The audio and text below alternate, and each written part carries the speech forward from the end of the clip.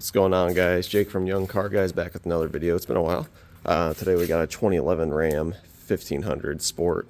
That's got what I believe is an exhaust leak. We'll take a look. Sometimes I've heard people say that, oh, it's the infamous Hemi tick. You can hear here.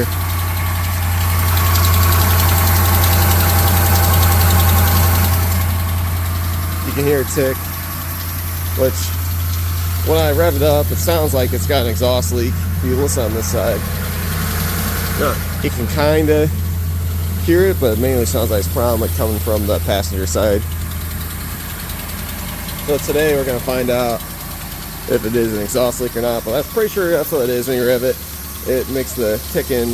I can sometimes smell exhaust, so I'm almost 100% positive that's what it is. I got an exhaust. Got a kit online. I know these things are pretty commonly shearing the bolts on where the manifold is. I don't remember the exact reasoning, but more of the story, the bolts that keep the manifold to the block, the shear, and then you get an exhaust leak. So bought some new ones, bought a new gasket.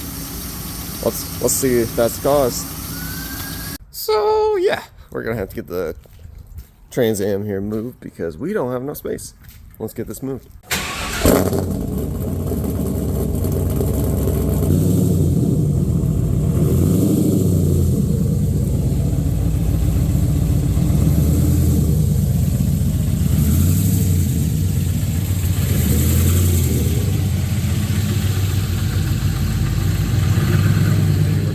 Hopefully you can't hear the heaters too well, but since we're working on passenger side, obviously you're going to want to jack up the passenger side of your truck. First you want to break loose your bolts on your wheel, which is what we're going to do. We're going to get the truck jacked up.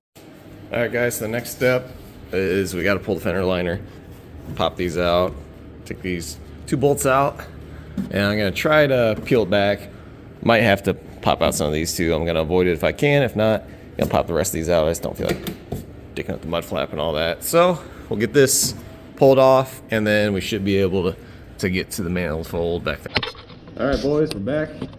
Hopefully my janky little GoPro bipod, tripod, whatever you want to call it, setup will do us a little justice. I used 8mm to pop out these bolts right here. I popped them out to right about here, so hopefully we can get this done, pulled out.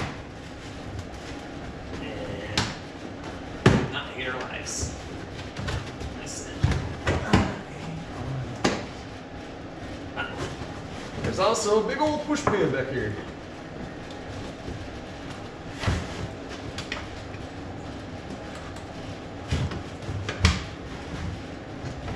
Push pins.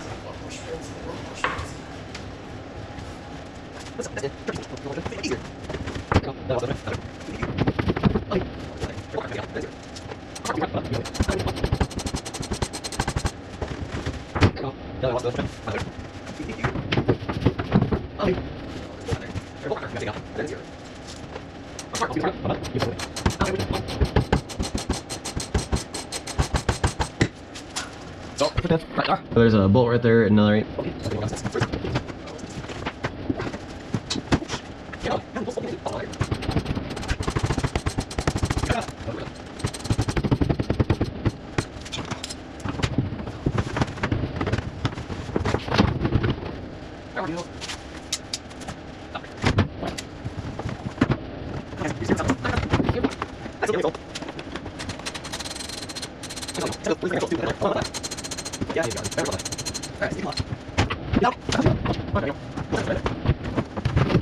How did you get up?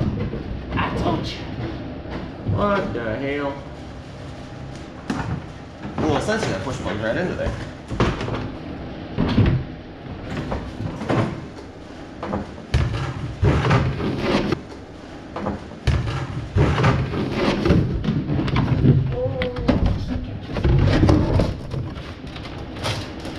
So now we can get to the goods, gentlemen. There is the heat shield that we need to, still slightly warm, that we need to peel off.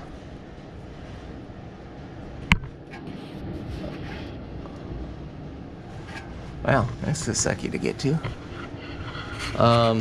So we're gonna pop these bolts off. Oh, I think you can see my dilemma. Yeah, I think you're supposed to do that, buddy. Yeah, you're snapped, I think. See how this one's nice and tight? Well, guys, not supposed to be moving. He snapped. So I'm gonna go ahead and peel this off. I'm gonna get this peeled off and we'll get back to you.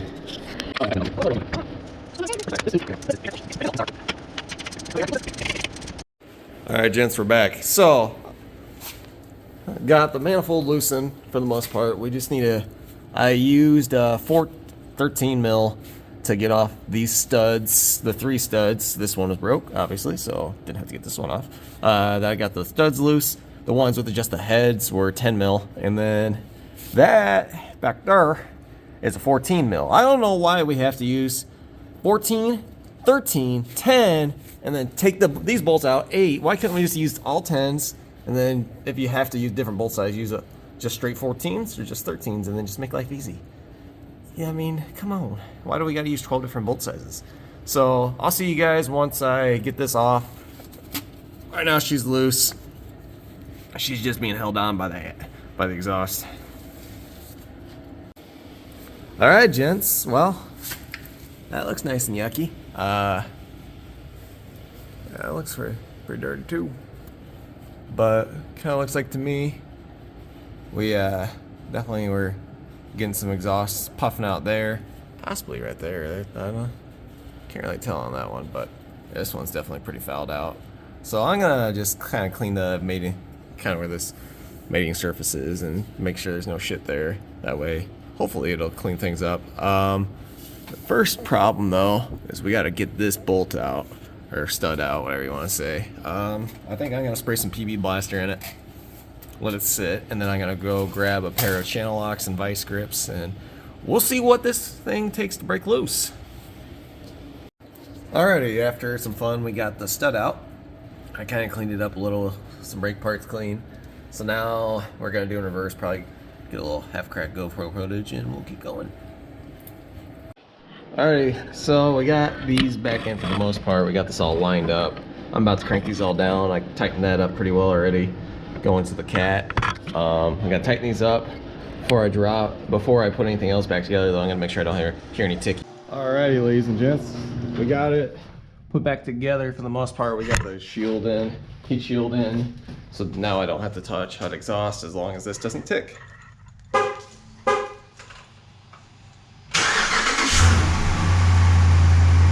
Oh yeah!